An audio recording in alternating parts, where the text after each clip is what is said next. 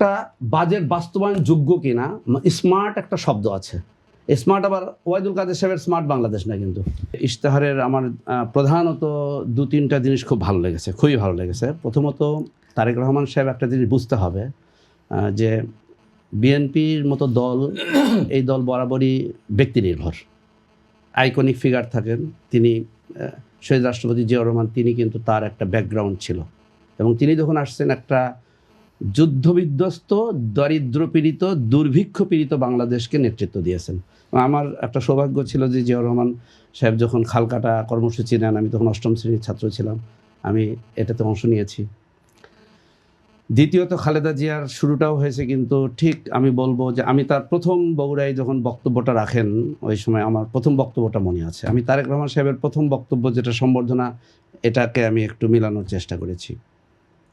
Corona বা যে কোনো ভাইরাসের এগেইনস্টে ফাইট মানি ব্যাকট্রলের লেফট রাইট। এটা তো তৃতীয় প্রজন্ম। আমি এই ব্যাপারে আজকে ক্রিটিকটা খুব বেশি করব না, এটা আরও সময় আছে আমার মনে হয়, যখন আমি ডকুমেন্টটা আরও ক্রিটিক্যালি দেখব তারপরে সীমাবদ্ধতা।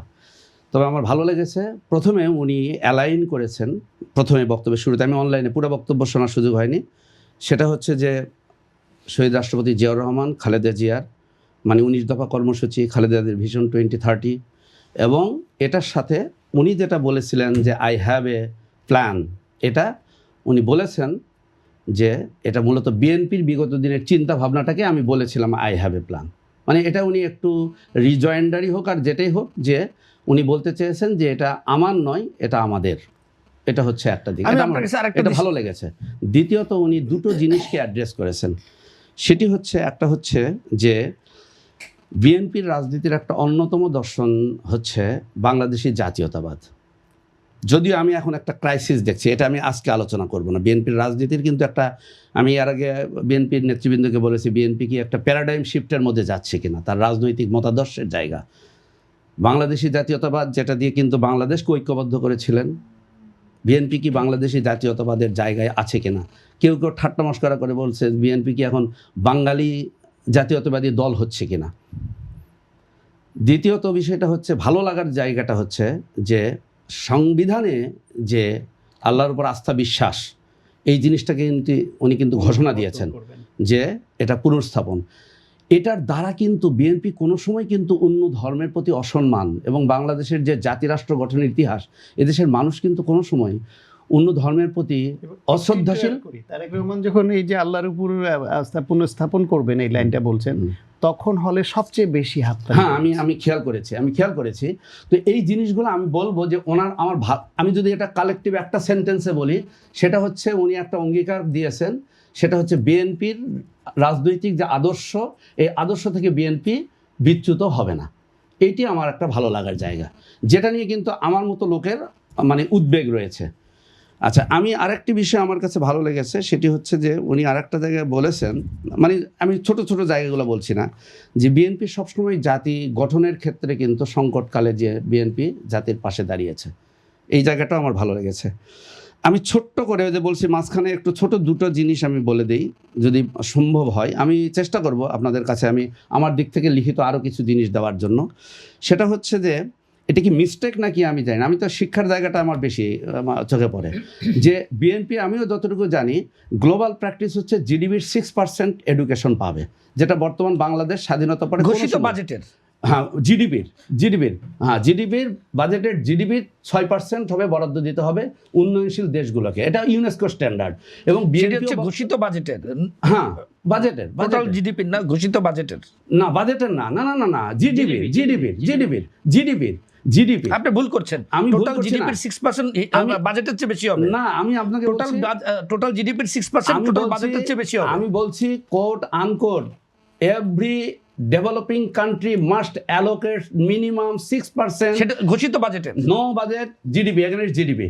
আমি বলছি আমাদের তো বাজেটের তো 11-12% বর্তমানেই আছে। আমি আপনাকে বলে দিলাম, এই বর্তমান বাজেটেই আছে, সুতরাং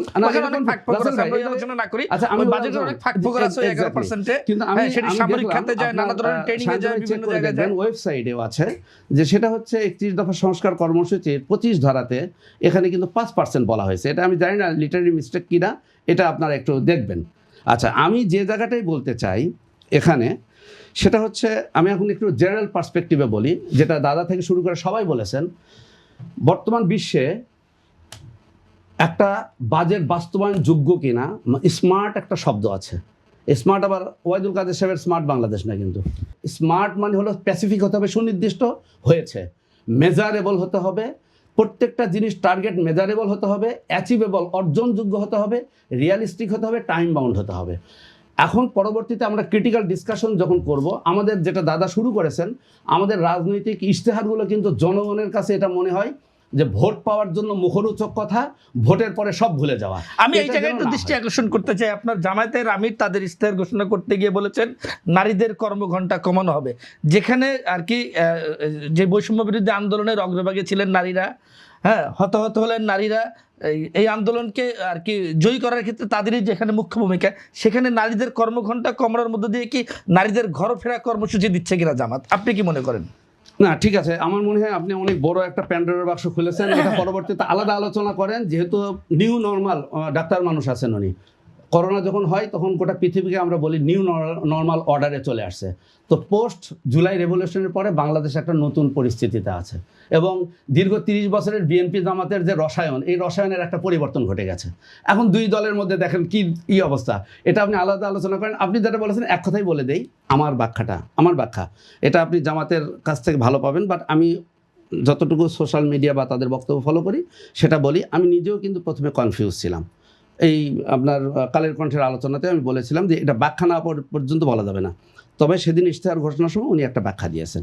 উনি পৃথিবীর বিভিন্ন দেশে দেখেছেন, উনি বলেছেন না এটা সাধারণ নয়, এটা মহিলাদের বিশেষ সময়ের জন্য, এবং তারা যেহেতু কাজ করেন, এবং প্রথমে পাইলটিং সেই ব্যাখ্যা কিন্তু ইশতেহারে নাই। না উনি বক্তব্য, আপনি জামাতের ইশতেহারে কোথাও আপনি যে কথা বলছেন নাই। না আমি বলছি, আমি ওয়েবসাইট থেকে ওনার যে ওয়েবসাইটটা জামাতের ইশতেহার তো একটি দলিল, উনি একটা ব্যাখ্যা দিয়েছেন। ইশতেহার একটি রাজনৈতিক দলিল, একটি রাজনৈতিক দলের নির্বাচনের রাজনৈতিক আচ্ছা, দলিল।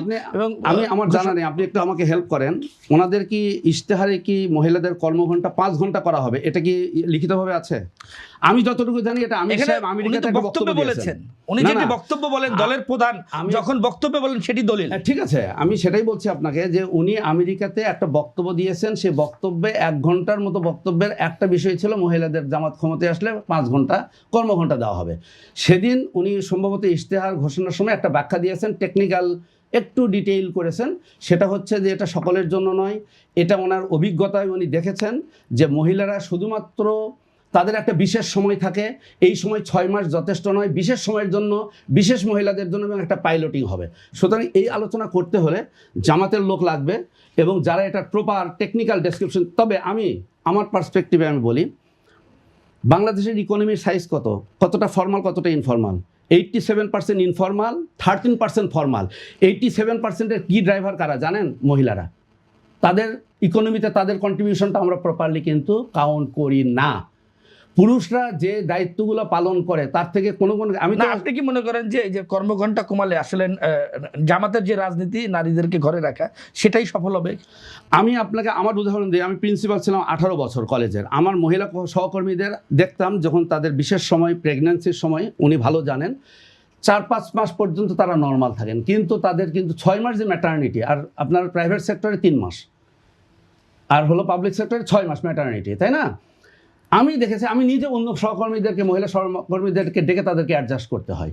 সুতরাং এই জায়গাগুলোতে আমার মনে হয় এত সরলভাবে যদি আমরা আলোচনা করি, এটা কোনো একাডেমিক ডিসকাশন হবে না। এটাতে আরও একটু সোশ্যাল পার্সপেক্টিভ, তাদের কর্মঘণ্টা, এটার ইম্প্যাক্টটা কী পড়বে, মহিলাদের মতামত নিতে হবে, এটার কোনো সোশ্যাল পার্সপেক্টিভ আছে কিনা। আমার মনে হয় সরল রাজনৈতিকভাবে সব জিনিসগুলোকে না দেখে এটা একটু অন্যান্য পার্সপেক্টিভগুলোকে বিবেচনা নেওয়া।